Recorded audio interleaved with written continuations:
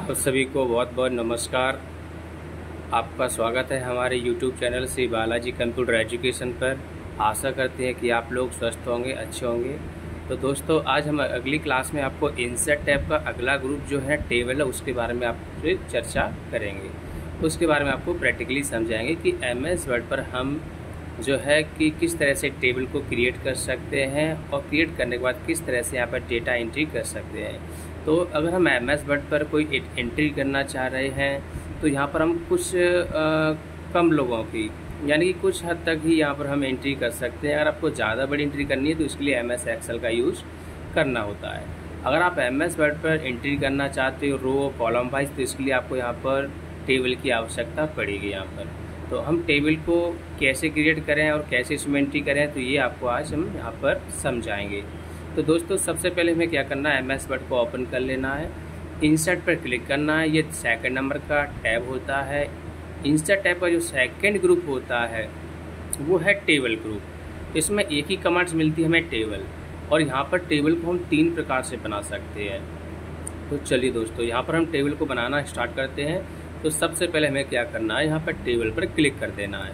तो यहाँ पर ये आपको ये छोटे छोटे ये बॉक्सेस दिख रहे होंगे, इन बॉक्स को सेल कहा जाता है।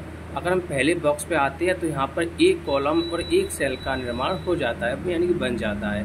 अगर हम राइट साइड की ओर चलते हैं तो यहाँ पर कॉलम बनना स्टार्ट हो जाते हैं। तो कॉलम हमारे ऊपर डिपेंड करता है कि हमें हेडिंग कितनी लेना है एक टेबल के अंदर। अगर आपको हेडिंग 5 लेना है तो आपको 5 ही कॉलम्स यहाँ पर लेने होंगे। उसके बाद बात आती है कि आपको एंट्री कितने लोगों की करनी है। मान लीजिए हमें इस टेबल के अंदर मिनिमम 5 लोगों की एंट्री करनी है, तो दोस्तों आपको 6 रो लेनी होंगी, क्योंकि एक रो में हम हेडिंग्स को भर देते हैं, बाकी बची हुई 5 रो में हम एंट्री कर सकते हैं। तो इसके लिए हमें क्या करना है कि यहाँ पर 5 कॉलम्स हो चुके हैं, 5 रो और लेनी होगी। एक रो 5 कॉलम हो चुके हैं। यहाँ पर हम नीचे की ओर बढ़ेंगे तो 1 रो 2 3 4 और 5। जैसे हमारे यहाँ पर 5 कॉलम और 6 रो हो जाती है, यहाँ पर हमें क्लिक कर देना है। जैसे हम क्लिक करेंगे तो दोस्तों यहाँ पर MS वर्ड पर हमारी टेबल बन के तैयार हो जाएगी। इसमें हम काउंट कर सकते हैं 1 2 3 4 5, ये 5 कॉलम्स हैं। हम ऐसे में देखेंगे 1 2 3 4 5 6 यहाँ पर रो हैं। तो दोस्तों यहाँ पर आपको एक बार बता दूं मैं, जो वर्टिकल लाइन यहाँ पर दी रहती है इनको कॉलम्स की लाइन कहा जाता है, और जो हॉरिजेंटल में लाइन यहाँ पर दी जाती हैं इनको रो की लाइन कहा जाता है। तो यहाँ पर कॉलम और रो की लाइन से मिलकर ये बहुत सारे छोटे छोटे बॉक्सेस बनते हैं। इन बॉक्स को यहाँ पर सेल कहा जाता है, और हम जो एंट्री करते हैं इन सेल्स के अंदर ही करते हैं। तो दोस्तों यहाँ पर हम एंट्री कैसे करेंगे, चलिए आपको हम एक टेबल को भरकर बता देते हैं। मान लीजिए हमारी 5 जो हेडिंग है उनमें सबसे पहली हेडिंग है सीरियल नंबर। तो सबसे पहले मैंने सीरियल नंबर लिखा। नेक्स्ट अगले हम सेल में जाएंगे, यहाँ पर मान लीजिए हम लिखना है स्टूडेंट्स नेम, तो यहाँ पर लिखेंगे स्टूडेंट्स नेम। नेक्स्ट अगली जो सेल है उसमें हमें लिखना है मान लीजिए रोल नंबर, तो यहाँ पर लिखेंगे रोल नंबर। नेक्स्ट अगले सेल में मान लीजिए हमें लिखना है क्लास, तो क्लास लिख देंगे। लास्ट वाइज सेल में मान लीजिए हमें लिखना है एड्रेस, तो यहाँ पर एड्रेस लगाएंगे। इस तरह से आप इन हेडिंग्स को आप सेलेक्ट करके इनमें डिज़ाइन वगैरह भी कर सकते हैं। इसके लिए आपको होम टैब पर जाना होगा, यहाँ से अपनी कोई भी एक राइटिंग को लिख सकते हैं। और ये हेडिंग हम चाह रहे हैं सेंटर में रहे, तो इसके लिए सेंटर लाइन का यूज़ करके इनको सेंटर में कर सकते हैं। अगर यहाँ पर आपको फॉन्ट कलर करना है तो आप जाइए फॉन्ट कलर पर, यहाँ पर हम कोई भी एक फॉन्ट कलर लगा सकते हैं। साइज़ को बढ़ाना है तो ग्रुप फॉन्ट पर जाकर यहाँ से साइज बढ़ा सकते हैं।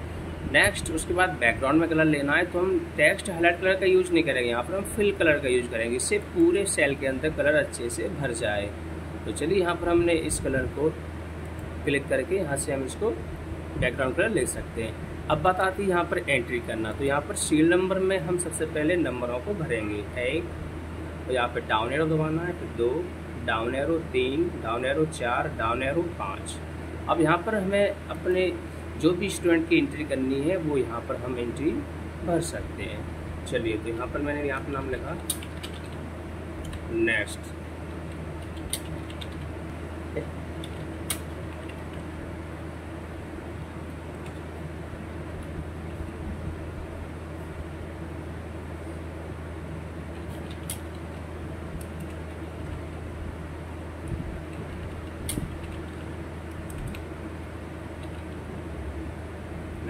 इस तरह से यहाँ पर हमें नाम लिख लेना है। इनके रोल नंबर अपने इच्छा अनुसार कोई भी भर सकते हैं। जैसे हमने इसका भरा 125, 126, 127, 128, 128, 129, इस तरह से कोई भी रोल नंबर यहाँ पर ले लेना है।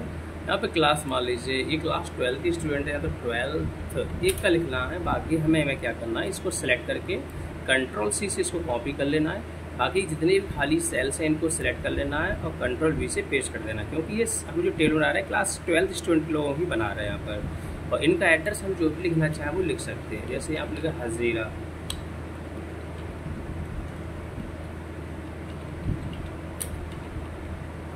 तानसेन नगर,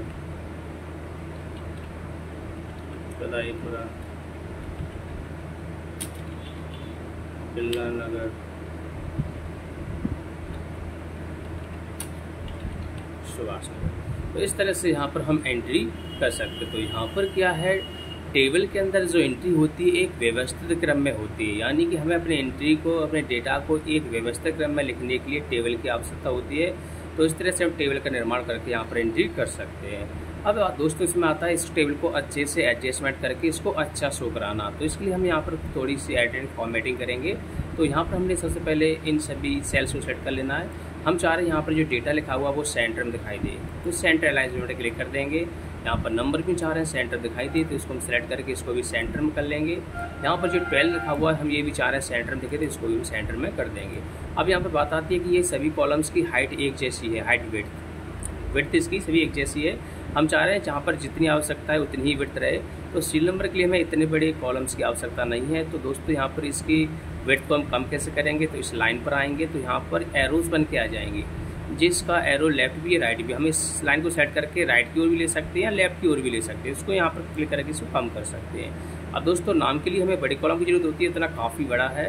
रोल नंबर को थोड़ा सा हम चाहें तो यहाँ से कम कर सकते हैं, इतनी जरूरत नहीं है यहाँ पर। क्लास का भी यहाँ चाहे तो उसको हम कम कर सकते हैं। तो यहाँ पर क्या होता है, एक जिस कॉलम में जितने डेटा लिखने की आवश्यकता है उतनी कॉलम की विड्थ को हम रखेंगे। इससे हमारी टेबल जो है ना काफ़ी अच्छी दिखेगी। अब एड्रेस का हो सकता है इतना ज़्यादा, किसी का बड़ा भी एड्रेस होता है तो उसको तरह बड़ा कॉलम को छोड़ देंगे। तो इस तरह से यहाँ पर हम, अब इसमें कोई फॉर्मेटिंग करनी है तो इसको हम सेलेक्ट कर और जो है यहाँ पर हम बैकग्राउंड कलर कोई भी लाइट कलर दे देंगे यहाँ से इस तरह से। और फॉन्ट कलर देना तो फॉन्ट कलर पे आके यहाँ से हम फॉन्ट कलर भी दे सकते हैं इस तरह से। नेक्स्ट, अब उसके बाद क्या आता है कि अगर मान लीजिए हमने इस टेबल को बना के तैयार कर दिया है, टेबल कंप्लीट होने के बाद अगर यहाँ पर हमें अगर कोई न्यू रो जोड़ना है या न्यू कॉलम जोड़ना है तो हम उनको कैसे जोड़ें।